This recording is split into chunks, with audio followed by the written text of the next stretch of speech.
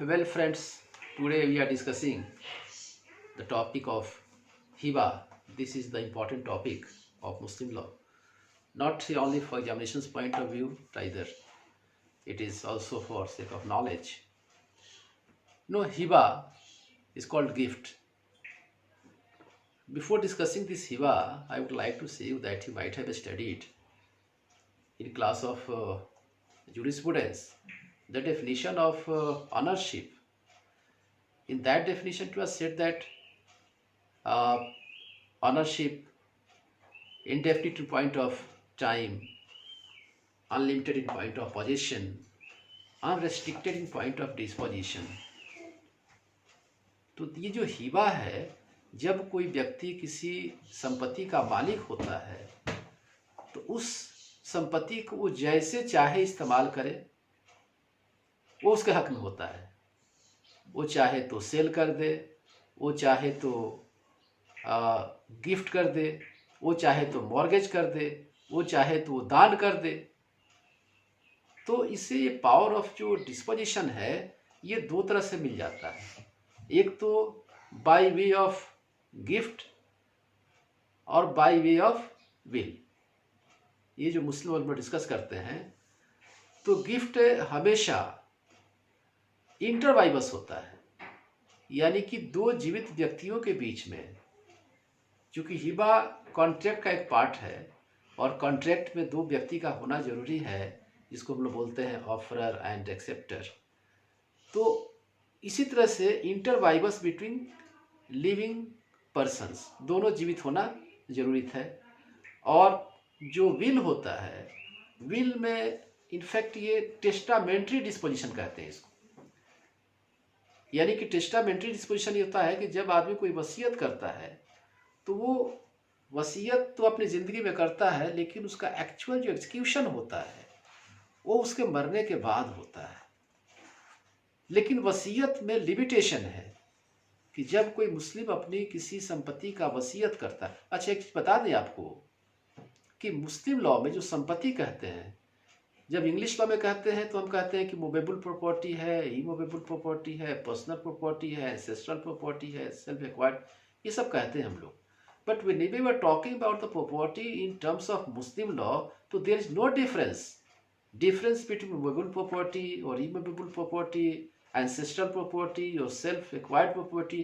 The property comes by any way. The Muslim becomes the owner of that. तो इसलिए इसमें ancestral property और personal property का कोई कंसेप्ट नहीं है। तो सबसे पहली बात है कि जब हम हिबा करेंगे तो दैट इज अनरेस्ट्रिक्टेड है, वो पूरी प्रॉपर्टी का भी हिबा हो सकता है, इरेस्पेक्टिव ऑफ फैक्ट कि वो उसके जो एक्सपेक्टेंट ईयर्स हैं उसको इफेक्ट कर सकता है। अगर कोई व्यक्ति अपनी पूरी संपत्ति का हिबा कर दे तो उसके जो ईयर्स हैं, उत्तराधिकारी हैं, उनके इंटरेस्ट को ये इफेक्ट करता है, लेकिन वो आदमी कर सकता है, उसको कोई रिस्ट्रिक्शन नहीं है। वो रिस्ट्रिक्शन है जब हम लोग एक्सटेंट में आएंगे उसके थोड़ा सा डिस्कस कर लेंगे, लेकिन अभी मैं आपको मोटा मोटी बता दूं।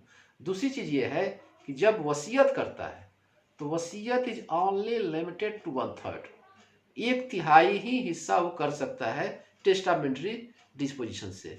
तो हम लोग ये समझते हैं कि जो कहते हैं कि हिबा, तो Hiba in fact this is unconditional transfer of property made immediately without any gift और कंसिडरेशन। अगर कोई व्यक्ति अपनी संपत्ति का गिफ्ट करता है, हिबा करता है, तो ये बिना किसी कंडीशन के होनी चाहिए और बिना किसी कंसिडरेशन के होना चाहिए। अगर कोई व्यक्ति पैसा लेकर के हिबा कर दे या उसके साथ कोई कंडीशन अटैच कर दे तो वो हिबा इनवैलिड हो जाएगा। तो ये होना चाहिए। दूसरी चीज़ ये है कि मुस्लिम लॉ में ये हिबा जो है ये दो तरह का, एक तो कॉर्पस का हिबा होता है और एक होता है उसका यूज़ुफ्रक्ट, यानी कि उसको बोलते हैं माल और एक बोलते हैं आरिया, आइन और आरिया। यानी कि आप कॉर्पस का हिबा कर सकते हैं और दूसरा है कि उसके आरिया कर सकते हैं, यूज़ुफ्रक्ट का कर सकते हैं, मनाफी का कर सकते हैं। जैसे कि एक व्यक्ति है वो किसी को घर पूरा गिफ्ट कर देता है, ये कॉर्पस हुआ। लेकिन अगर कोई व्यक्ति कहता है कि आप इस घर में रह तो सकते हैं लेकिन इसको बेच नहीं सकते हैं, या आप इस घर का किराया वसूल सकते हैं, तो यहां सिर्फ किराया गिफ्ट हो रहा है। जैसे कोई व्यक्ति कहता है कि हमने आपको ये पेड़ गिफ्ट कर दिया, तो अगर कोई फलदार पेड़ है उसको गिफ्ट कर देता है, हिबा कर देता है, तो वो व्यक्ति चाहे तो उस पेड़ को अपने पास रखे या उसका फल खाए या उस पेड़ को बेच दे। लेकिन अगर कोई कहता है कि नहीं, हम इस पेड़ के फल को हिबा कर रहे हैं, तो यानी कि ये उसका मुनाफी हुआ, आरिया हुआ। तो ये दो पार्ट है, एक को बोलते हैं कॉर्पस और एक बोलते हैं आरिया, यानी कि माल और हिबा। तो ये दोनों तरह का गिफ्ट मुस्लिम लॉ में परमिटेड है। तो उसके बाद हम लोग देखते हैं कि जो गिफ्ट है उसका रिक्विजिट इंग्रेडिएंट्स क्या है। तो रिक्विजिट इंग्रेडिएंट्स जो है वो उसमें नंबर ऑफ पार्टी हो गया, सब्जेक्ट मैटर हो गया, एक्सटेंट हो गया, फॉर्मेलिटीज हो गया। ये चार उसके इंग्रेडिएंट्स हैं। पार्टी में डोनर और डोनी, यानी कि एक व्यक्ति जो हिबा करता है वो डोनर हो गया, देने वाला हो गया, और दूसरा व्यक्ति जिसको दिया जाता है वो डोनी हो गया। तो जो डोनर है, डोनर को उसकी क्वालिफिकेशंस हैं। मैंने बताया था आपको कि हिबा जो है वो कॉन्ट्रैक्ट का एक पार्ट है। तो जिस तरह से कॉन्ट्रैक्ट के क्वालिफिकेशंस हैं कि वो मेजर होना चाहिए, साउंड माइंड होना चाहिए, और जो काम कर रहा है, जो गिफ्ट कर रहा है, जो ट्रांजेक्शन हो रहा है, that should not be affected by any sort of vices. A vices case of that should not be a fraudulent influence or undue influence, और या कोई कंसिडरेशन हो। तो इस तरह से साउंड माइंड हो, और वो जो ट्रांजेक्शन होगा वो ट्रांजेक्शन विदाउट एनी इन्फ्लुएंस होगा, अनइन्फ्लुएंस होगा, और कोई कोएर्सिव नहीं होगा। कोई जोर जबरदस्ती करके अगर किसी व्यक्ति को प्रेशर में ला करके अगर वो हिबा करवा लेता है तो हिबा वो इनवाइटेड हो जाएगा। तो डोनर को ये सब क्वालिफिकेशंस होनी चाहिए। और दूसरी चीज है कि वो जो व्यक्ति जो हिबा कर रहा है, मैंने शुरू में बताया था आपको कि वो जिस वस्तु का हिबा कर रहा है, जिस संपत्ति का हिबा कर रहा है, उस संपत्ति का मालिक होना चाहिए। और मालिक का मतलब यह है कि वो संपत्ति पर उसको अधिकार हो। ऐसा नहीं है कोई व्यक्ति की चोरी हुई वस्तु को हिबा कर दे, वो हिबा इनवैलिड नहीं होगा। या अगर कोई ऐसी वस्तु है जिस वस्तु पे उसका अधिकार नहीं बनता है और उस व्यक्ति का उस वस्तु का हिबा कर दे, तो ये हिबा इनवैलिड नहीं होगा। इसलिए सबसे पहली कंडीशन है कि उस व्यक्ति का वो मालिक होना चाहिए। अब यहां बता दें कि वो पार्टी जो है मेजर होना चाहिए। तो जब हम मुस्लिम लोग डिस्कस कर रहे थे मैरिज को, तो उसमें कहा कि मैरिज का जो एज है वो एज इंडियन मेजॉरिटी से गाइड नहीं होता है। उसमें एक प्यूबर्टी शब्द आया था, and that is of age of 15 years. लेकिन ये जो हिबा है, हिबा में जो एज निर्धारित की हुई है, ये एज इंडियन मेजॉरिटी एक्ट से गाइड होता है। इंडियन मेजॉरिटी एक्ट 1875, जिसमें हम लोग कहते हैं कि age must be of 18 years. तो 18 साल का व्यक्ति अगर कोई हिबा करता है तो ये जरूरी है कि वो व्यक्ति 18 साल या 18 साल से ऊपर का हो, और साउंड माइंड हो, यानी कि वो नेचर ऑफ कॉन्सिक्वेंसेस को समझता हो। अगर कोई अनसाउंड माइंड व्यक्ति कोई हिबा करता है तो हिबा इनवैलिड हो जाएगा। दूसरी चीज ये है कि अगर कोई व्यक्ति लीगल गार्जियनशिप में है, that means he is under supervision of court, तो now his age extends to 21 years. वो 21 साल उसकी उम्र हो जाती है। तो इस तरह से देखते हैं कि वो व्यक्ति मेजर होना चाहिए। दूसरी चीज ये है कि वो साउंड माइंड हो, ये सब चीजें जो हैं।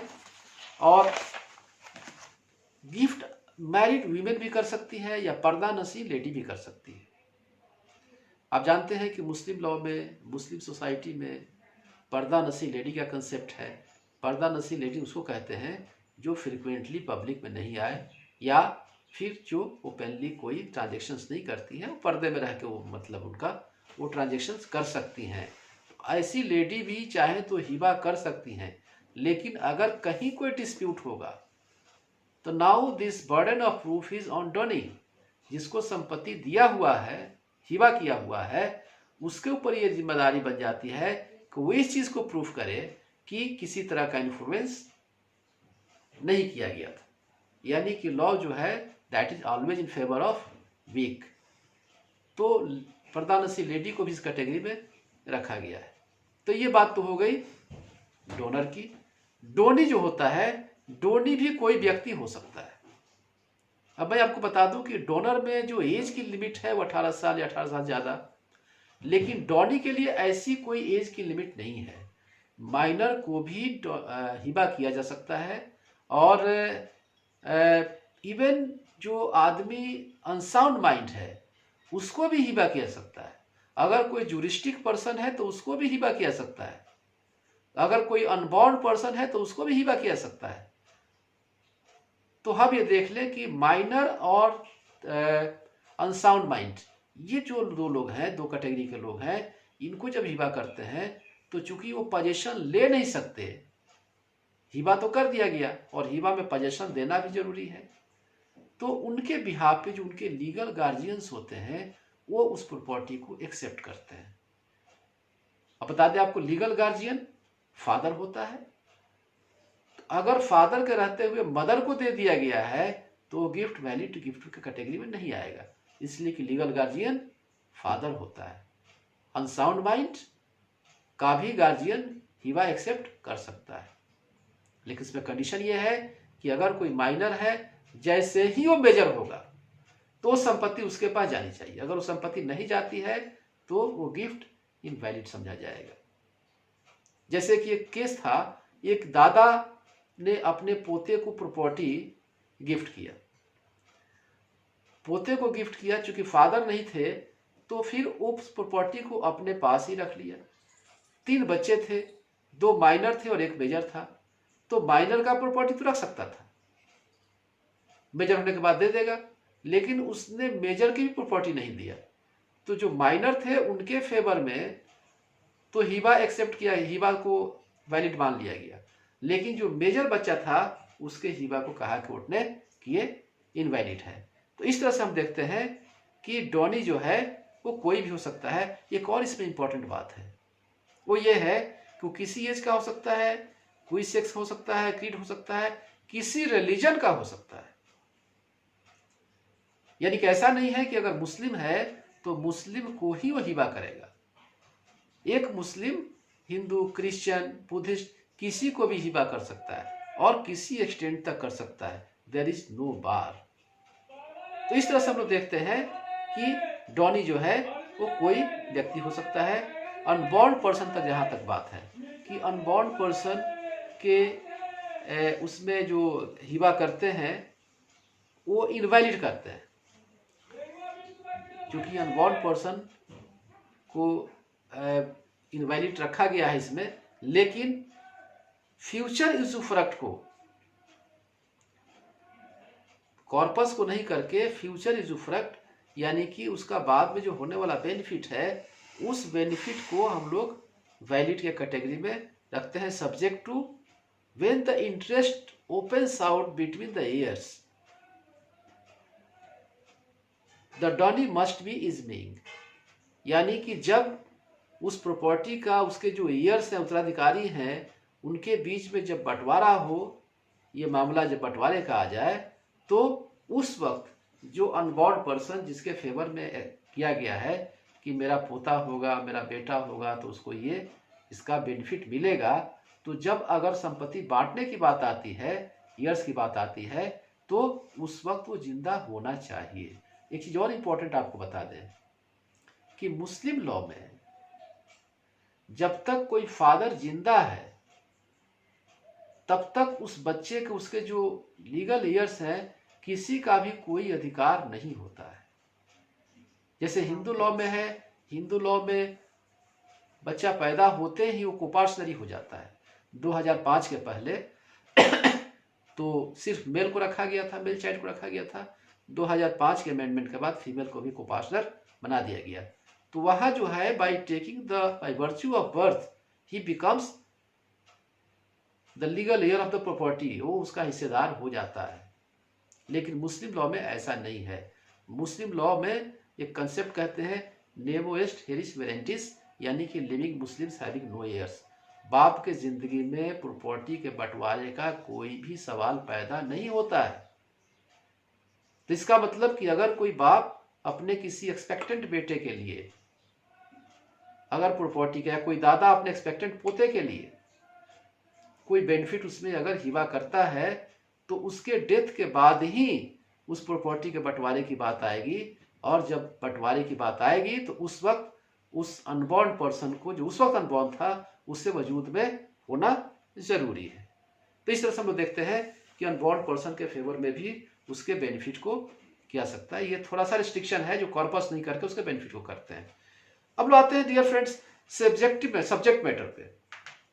सब्जेक्ट मैटर मैंने आपको बताया था कि प्रॉपर्टी क्या कहते हैं। प्रॉपर्टी कॉर्पोरियल हो, इनकॉर्पोरियल हो, सेल्फ एक्वायर्ड हो, वो प्रॉपर्टी मीन्स प्रॉपर्टी। और दूसरी चीज ये है कि दैट मस्ट बी, कोई चीज जिसके ऊपर हम डोमिनियन अपना अधिकार अपना साफ देख सकते हैं, डोमिनियन एक्सरसाइज कर सकते हो, वो प्रॉपर्टी गिफ्ट का सब्जेक्ट मैटर बनती है। या anything that may be reduce to possession, जिसके पोजीशन में हम ले सकते हो। और तीसरी चीज जो है वो that property must be in existence at that time. उसी प्रॉपर्टी का हिबा होता है जो प्रॉपर्टी उस वक्त एग्जिस्टेंस में हो। अगर कोई प्रॉपर्टी एग्जिस्टेंस में नहीं है तो उसका हिबा नहीं हो सकता है। और गिफ्ट ऑफ इंटरेस्ट भी करते हैं, जिसे हम लोग बोलते हैं आर्या या मुनाफी। तो कॉर्पस और आर्या ये दो पार्ट हो गए, जिसमें पहले बताया था आपको। तो इस तरह से देखते हैं कि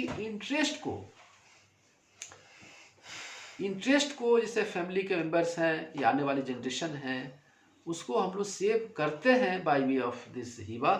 प्राइवेट फैमिली वर्क बना करके या फैमिली अरेंजमेंट या बाय विल, इस तरह से उसके इंटरेस्ट को सेव करते हैं। तो इस तरह से बता दें कि आपको जैसे कि कॉर्पोरियल में घर हो गया, प्रॉपर्टी हो गया, बाग बगीचा ये सब हो गया। इनकॉर्पोरियल में भी जैसे कि गुडविल हो गया, आपको राइट ऑफ रिडेम्पशन हो गया, इसका भी हम लोग गिफ्ट कर सकते हैं। अच्छा, जो सर्विस होता है वो गिफ्ट ऑफ सर्विस इनवैलिड है उस लॉ में, क्योंकि इसके लिए जरूरी है कि जिस वस्तु का आप गिफ्ट करते हैं उस वस्तु को पोजीशन में होना जरूरी है। C sin is important. तो ये सर्विस जो है, सर्विस वैलिड नहीं माना जाता है। अब हम लोग देख लें कि gift of equity of redemption, ये समझ थोड़ा सा इक्विटी ऑफ रिडेम्पशन क्या है। रिडेम्पशन शब्द ये होता है, मॉर्गेज में आता है कि अगर कोई व्यक्ति अपने किसी संपत्ति को मॉर्गेज करता है, वहां पर टर्म मॉर्गेजर, जो संपत्ति को मॉर्गेज करता है उसको मॉर्गेजर बोलते हैं, और जिसको किया जाता है उसको मॉर्गेजी बोलते हैं। तो यहाँ दो पोर्शन हो जाता है। एक पोर्शन तो ये हो जाता है कि अगर कोई व्यक्ति संपत्ति का मॉर्गेज किया है लेकिन मॉर्गेज उसी के पोजीशन में है, उसका गिफ्ट हो सकता है कि नहीं। और दूसरा ये है कि अगर उस प्रॉपर्टी को मॉर्गेजी को दे दिया गया है, तो मॉर्गेज का मतलब यह है कि कुछ पैसे लेकर, कोई वस्तु कोई चीज लेकर के उस संपत्ति को जो मॉर्गेज किया जाता है, गिरवी रखा जाता है, जब आप उस पैसे को वापस कर देंगे, तो उस पैसे को वापस कर देंगे तो वो फिर उस संपत्ति को, उस वस्तु को आपको यानी मॉर्गेजर को लौटा देगा। लेकिन कभी कभी होता है कि जैसे कि जो व्यक्ति अपनी संपत्ति को मॉर्गेज कर दिया है और उस मॉर्गेज प्रॉपर्टी को वो फिर हिबा कर दिया, वैसे कंडीशन में जिस प्रॉपर्टी का जितना वैल्यू लेकर के उसने मॉर्गेज किया है उतना पैसा देकर अगर उस प्रॉपर्टी को जो व्यक्ति जो डोनी है वो ले लेता है, उसको बोलते हैं राइट ऑफ रिडेम्पशन, यानी कि वहां पे उसको वो रिडीम कर दिया जाता है। तो राइट ऑफ रिडेम्पशन भी ये प्रावधान है। लेकिन उसमें एक और चीज बता दें आपको, इंपॉर्टेंट ये है कि ये जो राइट ऑफ रिडेम्पशन है या इक्विटी ऑफ रिडेम्पशन या actionable claim, right of actionable claim, ये जो पोर्शन है हिबा का, जो 1882 के पहले मुस्लिम लॉ से डिस्कस होता था, लेकिन 1882 में जब टीपीए आया, ट्रांसफर ऑफ प्रॉपर्टी एक्ट आया।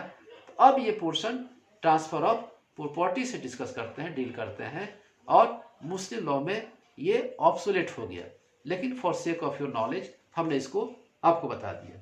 तो फ्रेंड्स, हम लोगों ने पार्टीज को डिस्कस कर लिया, सब्जेक्ट मैटर को डिस्कस कर लिया, और एक्सटेंट जो है, एक्सटेंट यानी कि किस हद तक कर सकते हैं हम लोग। एक्सटेंट का मतलब यह है कि प्रॉपर्टी जो हिबा है वो अनरेस्ट्रिक्टेड है। अनरेस्ट्रिक्टेड का मतलब कि उस पर कोई लिमिटेशन नहीं है। जैसे कि 1/3 विल में रेस्ट्रिक्शन है, लेकिन हिबा में कोई रेस्ट्रिक्शन नहीं है। लेकिन यहाँ पे थोड़ा एक्सेप्शन है, और एक्सेप्शन ये है कि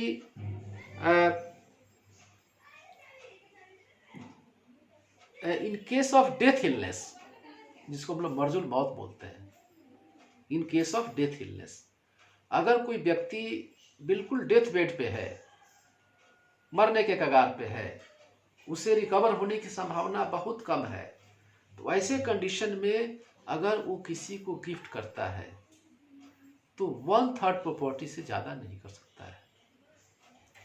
और दूसरा रिस्ट्रिक्शन ये है कि वो अपने अगर किसी ईयर को भी करना चाहता है, तो अपने किसी ईयर को भी के फेवर में भी, किसी एक ईयर के फेवर में वो हिबा नहीं कर सकता। हालांकि हम लोग जब आएंगे मर्जुल मौत पे, बाकायदा एक चैप्टर है मर्जुल मौत, डेथ ऑफ इलनेस, तो उसमें इसको डिस्कस कर लेंगे थोड़ा सा। लेकिन यहाँ भी आपको बता दें कि एक्सटेंट में हालांकि कोई रेस्ट्रिक्शन नहीं है, लेकिन ये नॉर्मल कंडीशन की बात है। वो एबनॉर्मल एक्सेप्शनल कंडीशन है कि अब कोई आदमी बिल्कुल जिंदगी मौत के बीच में है, और उस वक्त तो उसमें ये चांस समझा जाता है कि ऐसे वक्त में किसी ने जब कोई अपना कंसेंट देने के उसमें नहीं हो, तो ऐसा लगता है कि वो कोई फ्रॉडलेंट मीन्स इस्तेमाल करके उससे ये हिबा करा लिया गया हो, तो इसलिए इसको रिस्ट्रिक्शन लगा दिया गया। एक और इम्पोर्टेंट चीज़ है, और वो है कि मुस्लिम लॉ में हिबा जो होता है वो either that can be made by written instrument और बाय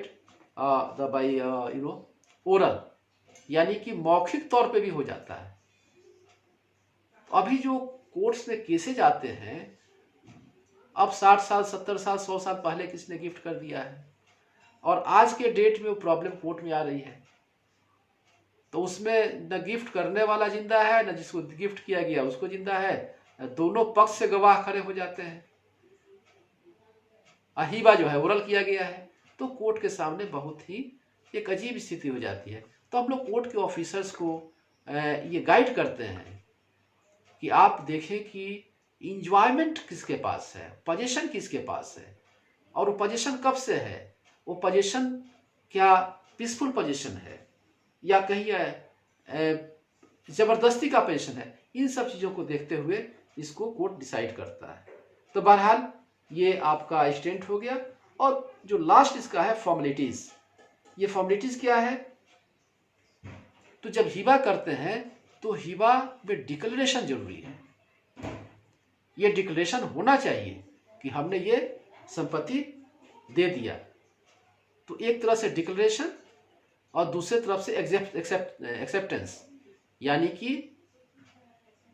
ऑफर देने का कि हमने ये दिया, और एक्सेप्टेंस डॉनी की तरफ से कि हमने इसे कबूल किया।